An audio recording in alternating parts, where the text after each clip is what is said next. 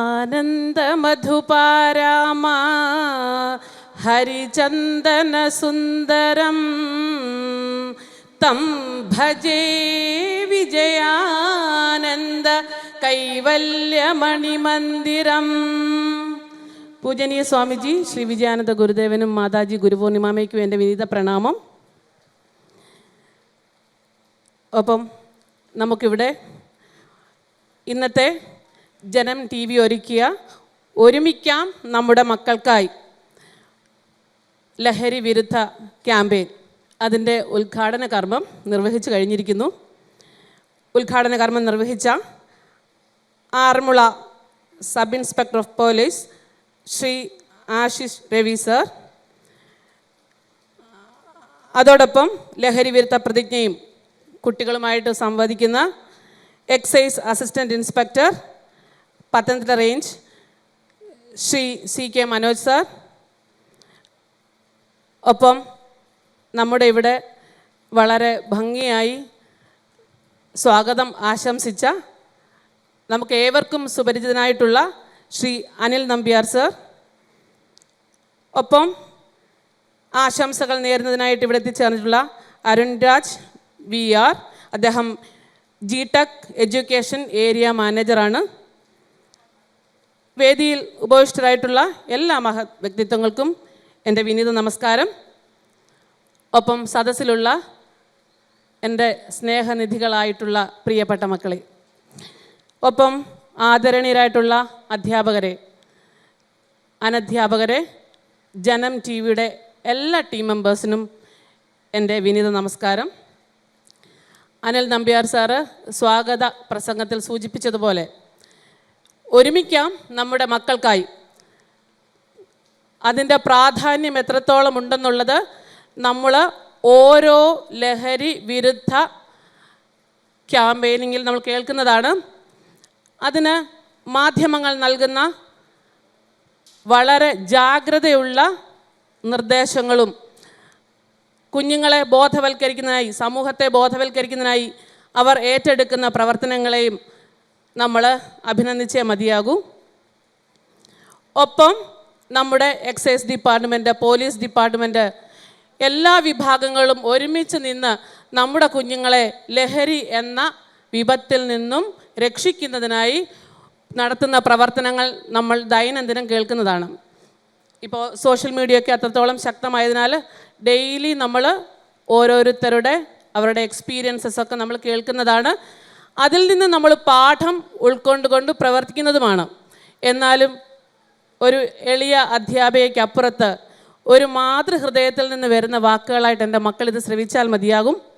കാരണം ഒരു കുഞ്ഞ് ജനിക്കുമ്പോൾ മുതൽ അവന് അക്ഷരം പഠിക്കുന്നത് മുതൽ ആദ്യാക്ഷരം കുറിക്കുന്ന സമയത്ത്, അക്ഷരമുറ്റത്തേക്ക് കൈപിടിച്ച് നടത്തുന്ന സമയത്ത് തങ്ങളുടെ മാതാപിതാക്കൾ ഒരുപാട് സ്വപ്നങ്ങൾ കാണാറുണ്ട്.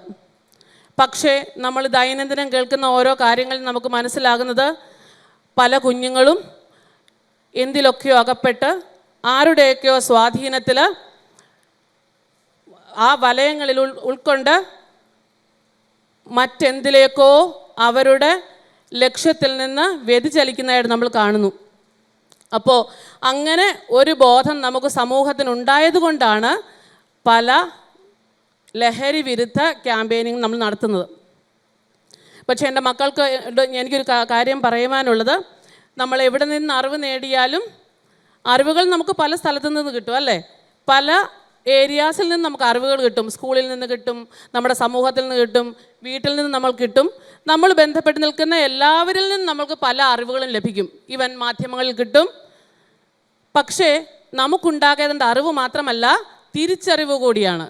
ഏതാണ് ശരി, ഏതാണ് തെറ്റ്, നിങ്ങളെല്ലാ അറിവുകളും ഉൾക്കൊള്ളണം.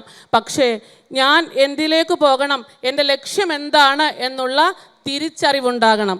ആ തിരിച്ചറിവുണ്ടായി നമ്മുടെ കുടുംബത്തിനും നാടിനും രാഷ്ട്രത്തിനുമൊക്കെ ഗുണം ചെയ്യുന്ന പൗരന്മാരായിട്ട് നമ്മൾ മാറണം.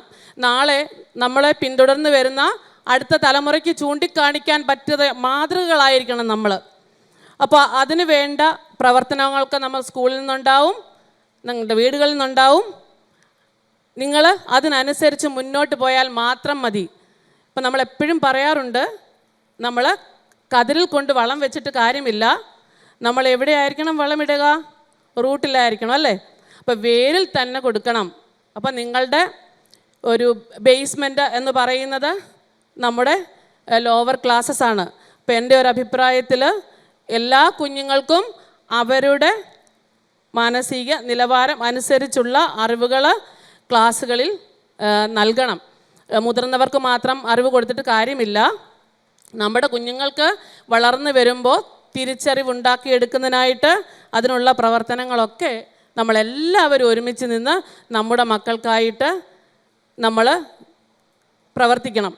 ഒപ്പം നമ്മൾ പലപ്പോഴും കുട്ടികളോടൊക്കെ സംസാരിക്കുമ്പോൾ നമ്മൾ പറയാറുണ്ട്, നിങ്ങൾക്ക് പലരും ഗ്ലൂമി ആയിട്ടിരിക്കും.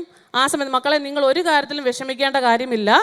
നിങ്ങൾ സ്കൂളിൽ വരുമ്പോഴും നിങ്ങൾ ചിന്തിക്കേണ്ട ഒരു കാര്യം, നിങ്ങളെ മക്കളെ പോലെ, അധ്യാപകർക്കപ്പുറത്ത് മക്കളെ പോലെ സ്നേഹത്തോടെ ചേർത്ത് നിൽക്കുന്ന ഒരു വിഭാഗം അധ്യാപകർ എല്ലായിടങ്ങളിലും ഉണ്ടാകും.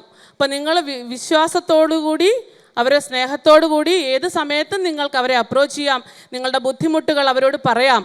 പക്ഷേ അതിനപ്പുറത്ത് മറ്റാരെങ്കിലും നിങ്ങളുടെ സങ്കടങ്ങൾ കേട്ട് മറ്റൊരു ലോകത്തേക്ക് നിങ്ങളെ കൊണ്ടുപോകുന്നുണ്ട് എങ്കിൽ അതിനെ നമ്മൾ ചേർത്ത് നിൽക്കേണ്ടതായിട്ടുണ്ട്. അപ്പം നിങ്ങൾ എപ്പോഴും കരുതുക, ഇവിടെ ഒരു മോള് ചോദിച്ചതുപോലെ അപരിചിതരെ സഹായിക്കുന്ന കാര്യം അല്ലേ, നമ്മളെപ്പോഴും കുഞ്ഞുങ്ങളോട് പറഞ്ഞു കൊടുക്കാറുണ്ട്, നിങ്ങൾ മറ്റുള്ളവർ വഴിയിൽ കിടക്കുന്ന സമയത്തായാലും അല്ലെങ്കിൽ ഒരു ഹെൽപ്പ് ചോദിക്കുന്ന സമയത്തൊക്കെ നമ്മൾ സഹായിക്കണമെന്ന്.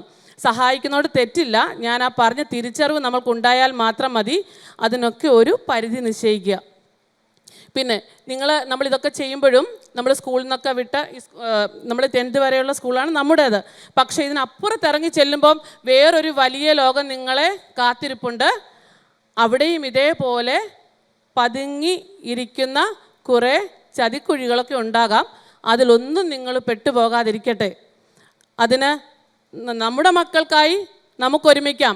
നമുക്ക് സമൂഹത്തിനും മാതാപിതാക്കൾക്കും അധ്യാപകർക്കും എല്ലാവർക്കും അവരുടേതായിട്ടുള്ള പങ്ക് വഹിക്കാനുണ്ട്.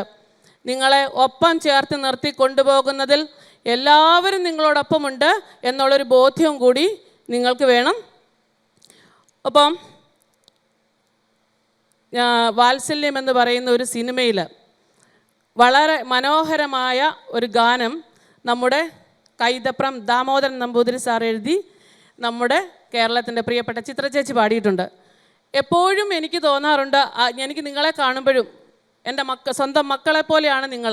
എനിക്ക് നിങ്ങളെ കാണുമ്പോൾ നിങ്ങളുടെ അമ്മമാർ നിങ്ങളുടെ ഉള്ള പ്രതീക്ഷ, ഒരമ്മയ്ക്കും തൻ്റെ കുഞ്ഞിനോടുള്ള പ്രതീക്ഷ അദ്ദേഹത്തിൻ്റെ ആ വരികളിൽ എടുത്ത് കാണിക്കുന്നുണ്ട്. പലപ്പോഴും ഞാനത് ഓർക്കാറുണ്ട്, ശരിയാണല്ലോ എന്ന്.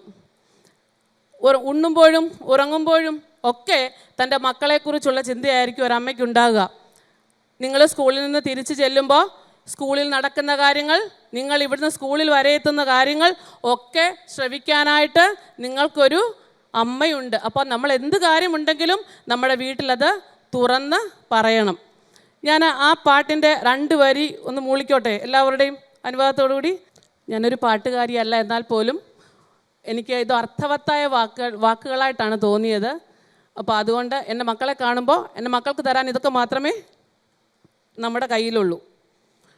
ആരീരം രാരീരം രാരോ, ആരീരാരീരാരോ, താമരക്കണ്ണനുറങ്ങേണം, കണ്ണും പൂട്ടിയുറങ്ങേണം,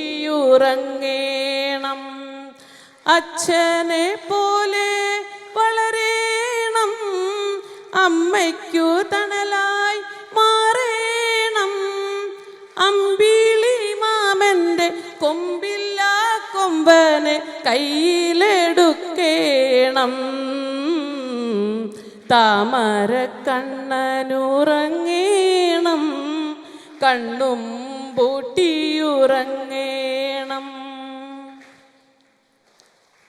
വീണുയർന്നു വളരണം, കണ്ണു രണ്ടും തെളിയണം, പൂവിരിഞ്ഞ വഴികളിൽ മുള്ളുകളേറും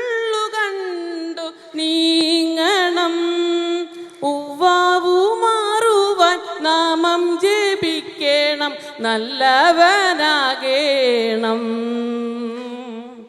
താമരക്കണ്ണനുറങ്ങേണം, കണ്ണും പൂട്ടിയുറങ്ങേണം. നീ മറന്നു പോകിലും ഏറെ ദൂരെയാകിലും എൻ്റെ ഉള്ളിനുള്ളിൽ നീ പിഞ്ചു പൈതലാകണം. 1000 തിങ്കളെ കണ്ടു ചിരിച്ചു നീ നാൾ വാഴേണം.